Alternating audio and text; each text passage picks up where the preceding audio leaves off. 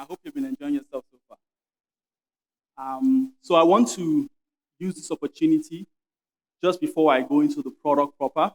We have pressmen here and people ready to ask questions, and we have school principals, we have parents here. Thank you all for coming.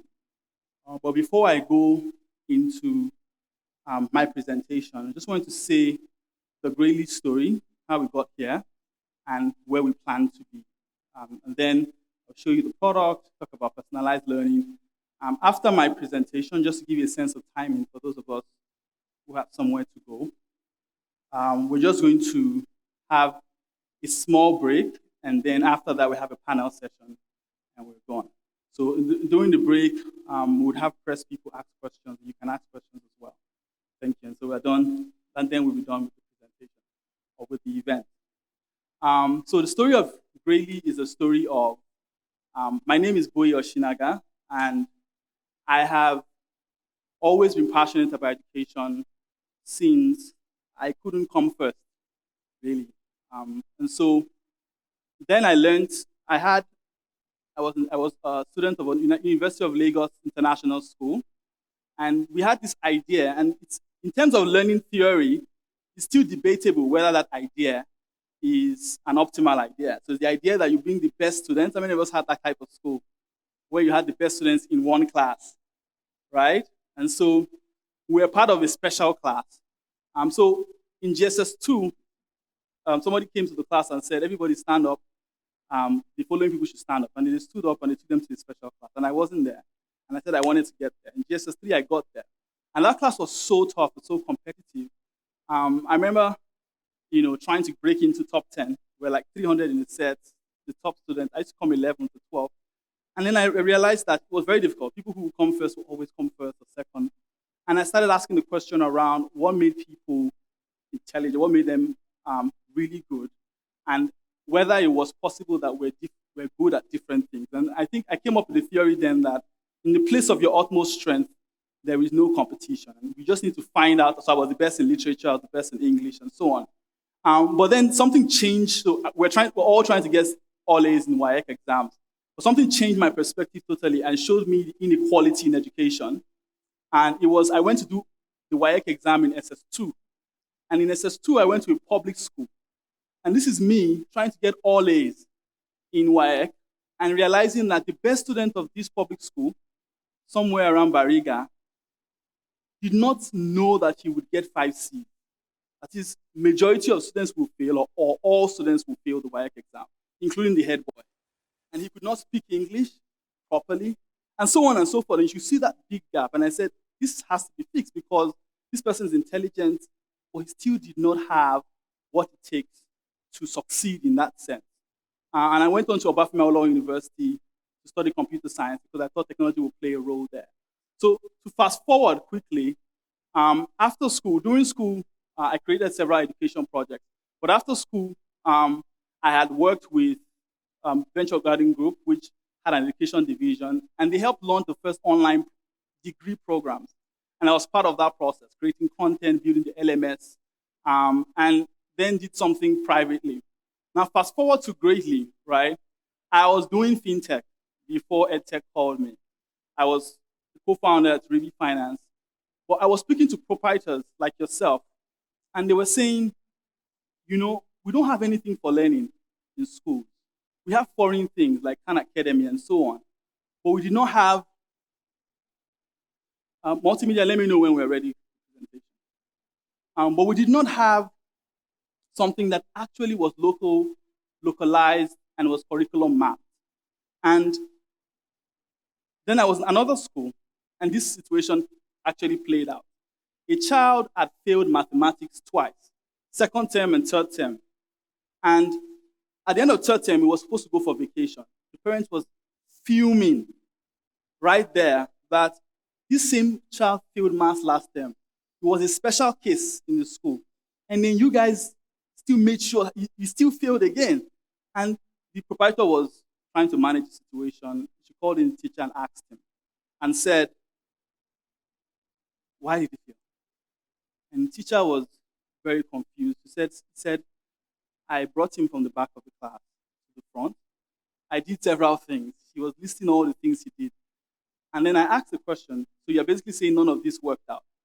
But I asked the question, did you know exactly where the problem was when he first had this problem? What exactly is his learning gaps in mathematics, right?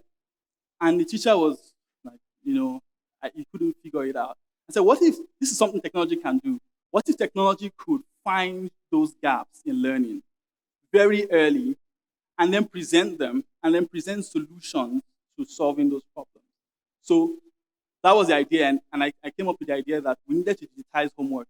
At least we need to digitize homework because that data of homework was data that we need, right, to start to figure out why don't they know things. Because when I was in secondary school, homework will come today. You would submit before the end of the week, but you would not see your homework result until 3 weeks after. I mean, people had that same scenario.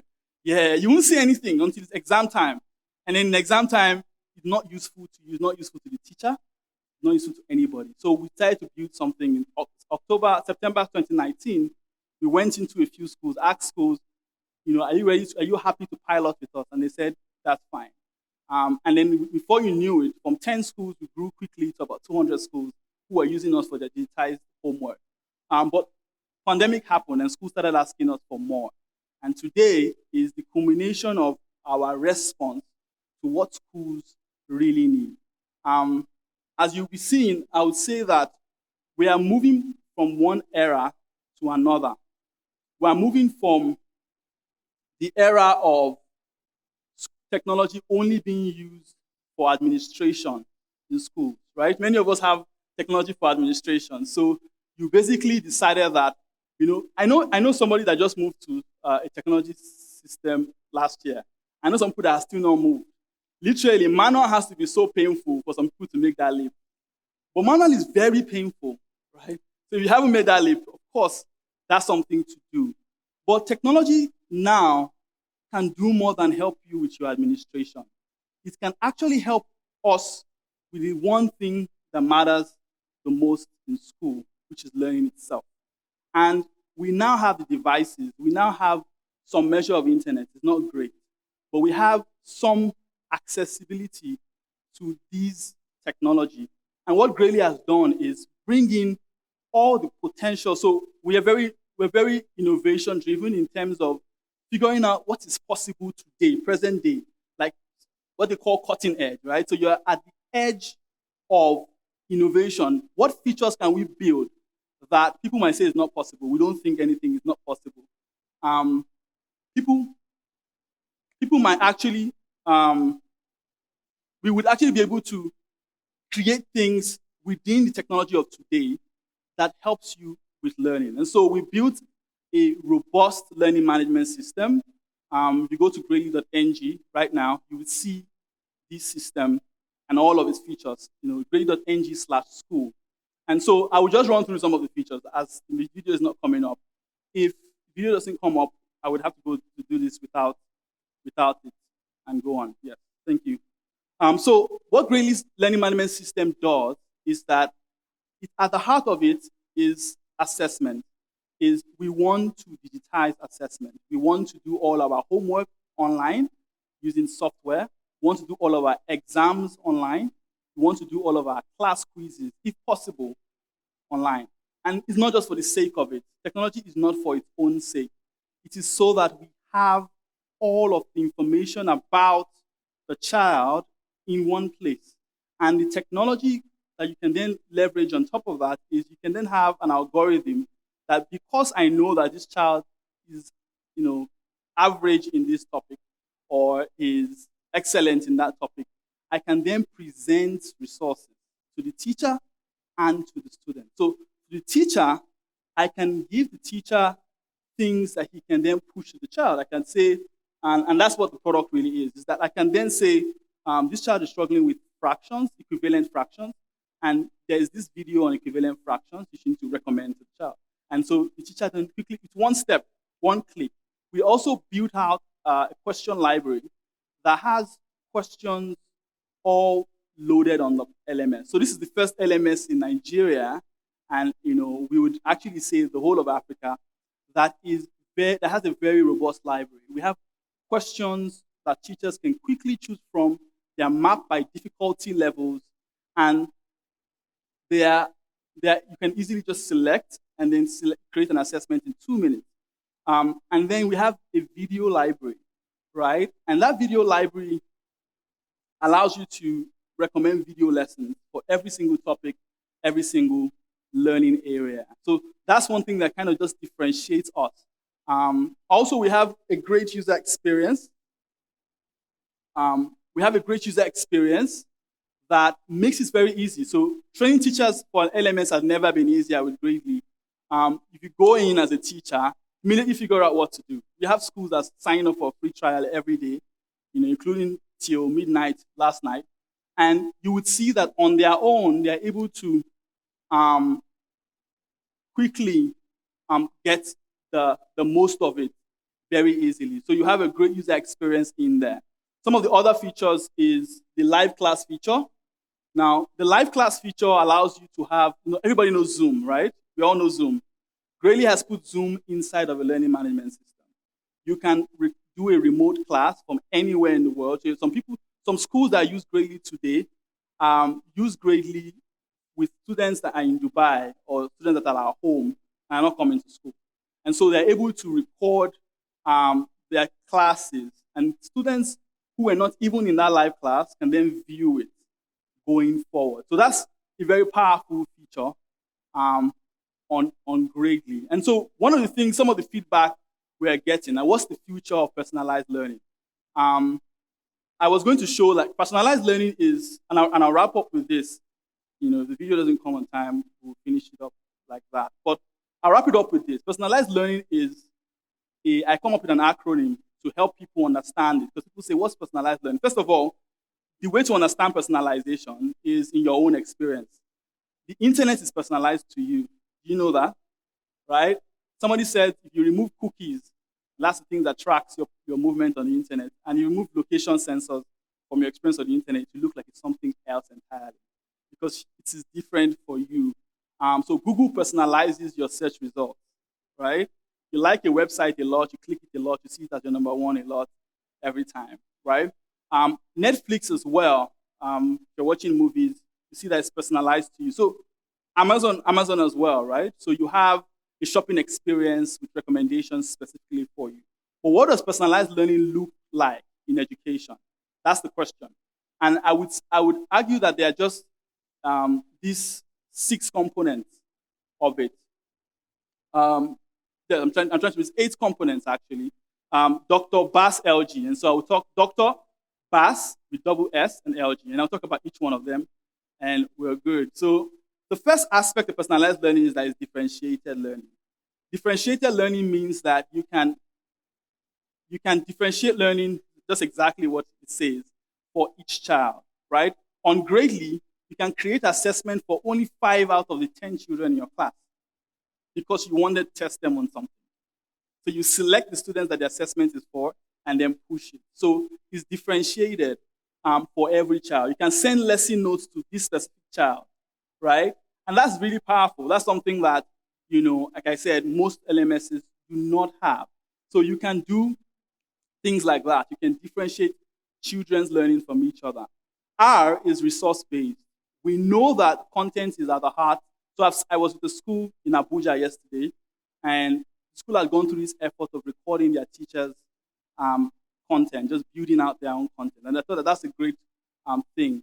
But then, Gradely has helped you as a school go through that work of building animated video content, not just talking to your whiteboard, but really engaging the child, right? And we work with partners, some of which we'll bring up in the panel session that ends this event, to make sure that this is rich. We have games now, right? You saw what Enoch, and some of the children, they're super excited, but they don't even know that we are not yet there. Like by the time we are there, we tell them, the parents will be saying, it's okay. There's still tomorrow. Because that's how you want the child to engage learning. So he's learning whether or not he feels like he is, because it's gamified, which I'll talk about as well. So we have resources. So personalized learning is learning that has resources. It's resource-based. Now let's go to BAS. Now, B stands for blended. Personalized learning in the technology age is blended, meaning that within the classroom or outside of the classroom, you are still running learning. All of your class, we have what you call a class feed. In a class feed, it looks like your Facebook page or your Instagram page. You can scroll, and anything anybody says joins in the feed or your timeline. And you can switch this feed from, and sorry that I'm not showing you, but if you go on the website right now, you'll see some of the clips already. And if you go on the platform at the moment, you'll see it live, right? So we switch views from class feed to library view. And so you have this really, really interactive experience and allows you to have blended learning. So your homework, take it from anywhere. Even your exams. And so this is an innovation that we're very proud about. Our exams are proctored, meaning that you are invigilating without a physical person. I saw somebody using another LMS sometime, and the person had teachers watching them on Zoom while they're writing the exam, right? And trying to see, what are you doing? What if somebody, something goes off or, so I saw that and I was like, this person was not a very good use of the teacher's time because teachers spend like 6 hours a day invigilating. The system is able to track mouse movement, voice, and audio to tell if there is a problem with the integrity of that exam. And if it flags past a level of integrity, it then flags it to the teacher and to the school. And we think that we want to keep improving that so people can have remote exams. Imagine a school one day says, we are physical school, people come to school every day, but we're writing our exams at home this week. And that's it. It's optional. Do it at home, do it in school. It's the same level of integrity. That's something that shows blended learning in its true form. Now let's go to A. Personalized learning, and this is really important part of it, is personalized learning must be adaptive. It must respond, right? When this Enoch is doing a test, or any of the children are doing a test, the next question is not known by anybody, not even us, not system. It's based on what he answered last. If he answers an easy question correctly, the system can upgrade him to a hard question to figure out whether he knows it. And then that's why we measure mastery. So personalized learning is adaptive. Personalized learning is adaptive. So it's able to respond. And so all our questions have difficulty levels mapped in. And so that's really unique. I'm sure in question and answer period, you can ask us questions about how we're thinking about it. But that's exactly what we have for adaptive learning. And remember, we own our product for content. It's called Catch Up. In that content product, you are having recommendations on a daily basis. It's adaptive to you, right? And so personalized learning is adaptive. Now, the first S is personalized learning is supported. That is, it supports the teacher, it supports the school. So it's supported learning. And how we support the teacher, I've mentioned several things. We give teachers content to choose from, give teachers tools, but we also support the school with things like the ability to view what every teacher is doing, and so on and so forth. Personalized learning is second S, is self-paced. So everybody is learning the same thing in class, but when they get home, they need to be on their own track. So it really puts them on a personalized learning path. And that path is where they are then on. So somebody can move really fast, right? And somebody can be slow, but both of them are learning at their pace. So that's it. Personalized learning is self-paced. And second to the last is that it is localized. We intend to scale to the rest of Africa. We've had calls and interest from several countries in East, West, and Southern Africa.